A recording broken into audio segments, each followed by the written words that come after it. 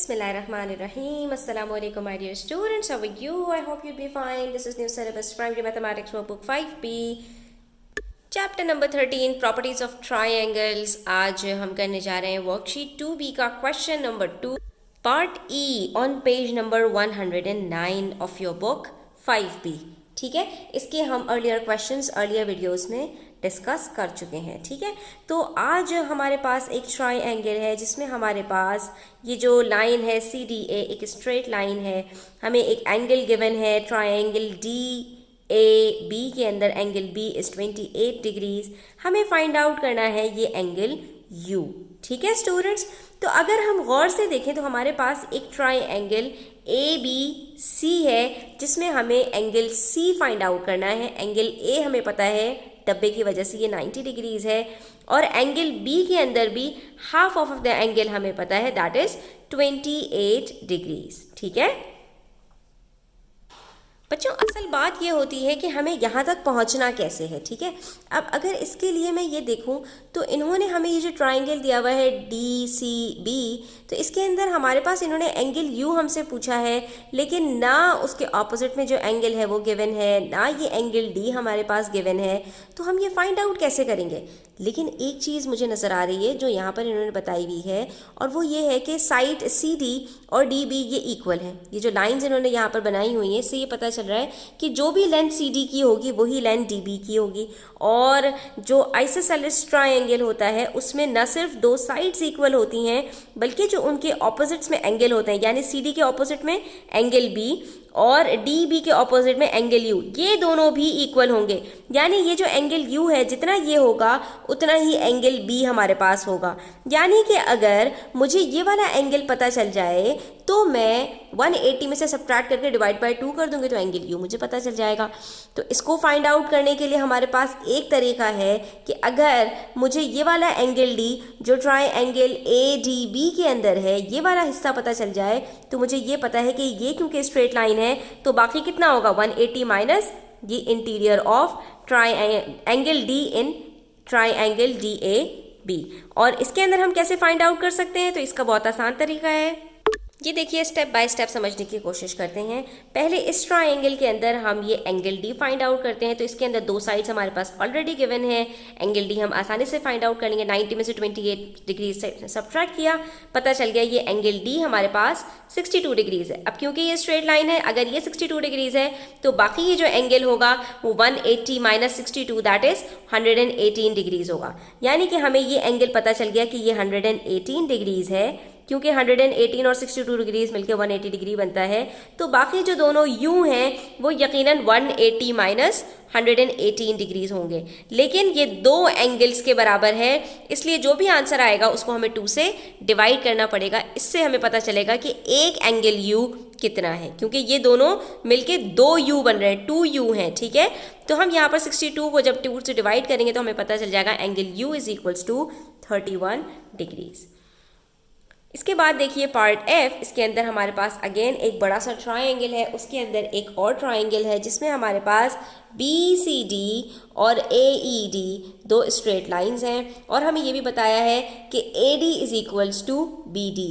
यानी कि हमारे पास जो AD है वो बराबर है BD के. यानी ये जो दोनों लाइंस हैं ये दोनों हमारे पास इक्वल है. हमें फाइंड आउट क्या करना है, हमें फाइंड आउट करना है ये एंगल V. तो सबसे पहली बात ये कि स्टूडेंट्स AD के ऑपोजिट में जो एंगल B है और BD के ऑपोजिट में जो एंगल V है ये दोनों इक्वल हैं. ठीक है, यानी कि ये दोनों एंगल्स हमारे पास इक्वल हैं. अगर हमें ये वाला एंगल पता चल जाए तो हम आसानी से ये एंगल V कैलकुलेट कर सकते हैं. ठीक है, तो अब ये एंगल हमें कैसे पता चलेगा, बहुत आसान बात है.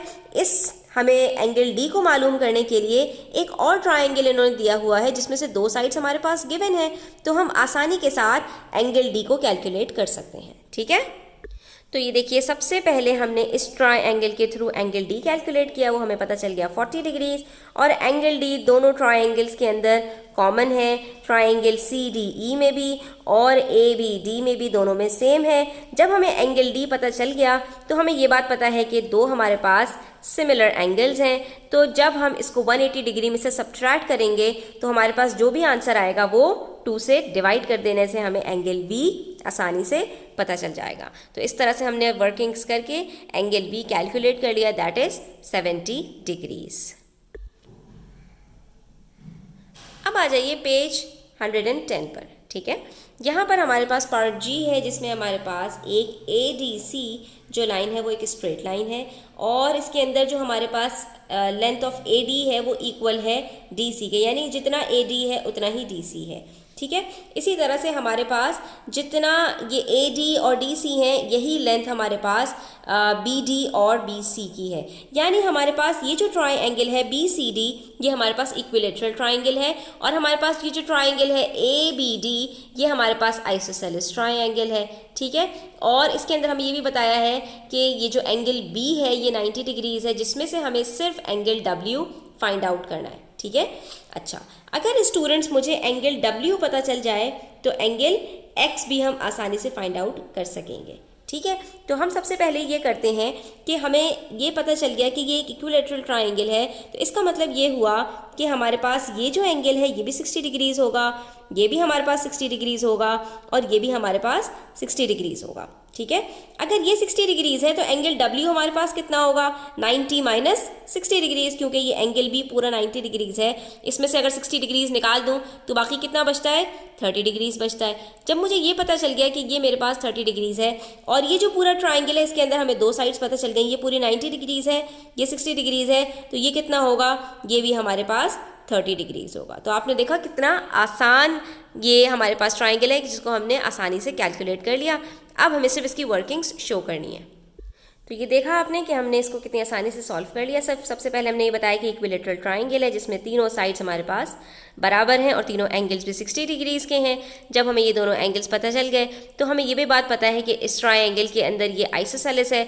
इसके अंदर हमारे पास एंगल W जो होगा वो 90 minus 60 degrees that is 30 degrees, और जो हमारे पास एंगल W होगा वही हमारे पास एंगल X होगा, क्योंकि ये जो दोनों साइड्स हैं ये ऑपोजिट हैं और इनके ऑपोजिट जो एंगल्स हैं वो भी इक्वल होंगे। और आप ये प्रूफ भी कर सकते हैं, ये आप देख सकते हैं एक स्ट्रेट लाइन है, अगर हमारे पास ये एंगल D यहाँ पर 60 डिग्रीज है तो यहाँ पर कितना होगा, 180 माइनस 60 दैट इज 120 डिग्रीज, और आप इन तीनों को ऐड करते हैं 120 प्लस 30 तो आपके पास 180 डिग्रीज आता है, जो इस बात को प्रूफ करता है कि हमने बिल्कुल सही कैलकुलेट किया है, ठीक है।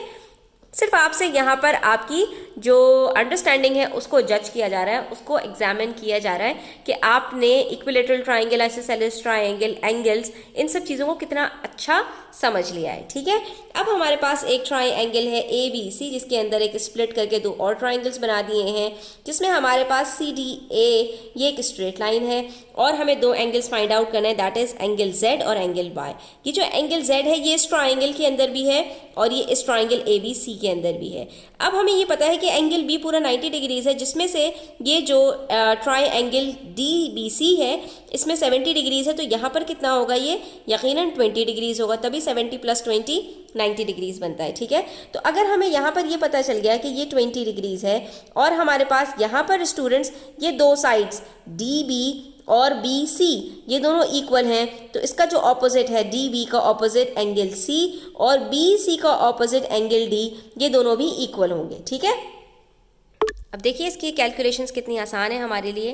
पहले हम ये एंगल C कैलकुलेट कर लेते हैं, इससे हमें फ़ायदा ये होगा कि एंगल Z हमें कैलकुलेट करने में आसानी हो जाएगी, क्योंकि इस ट्राइंगल के अंदर हमारे पास दो कैलकुलेशंस आ जाएंगी, एंगल C और ये एंगल B तो हमें ऑलरेडी गिवन है दैट इज़ 90 डिग्रीज, ठीक है। तो हम 90 में से एंगल C को सब्ट्रैक्ट करेंगे, हमें एंगल Z आसानी से पता चल जाएगा, ठीक है।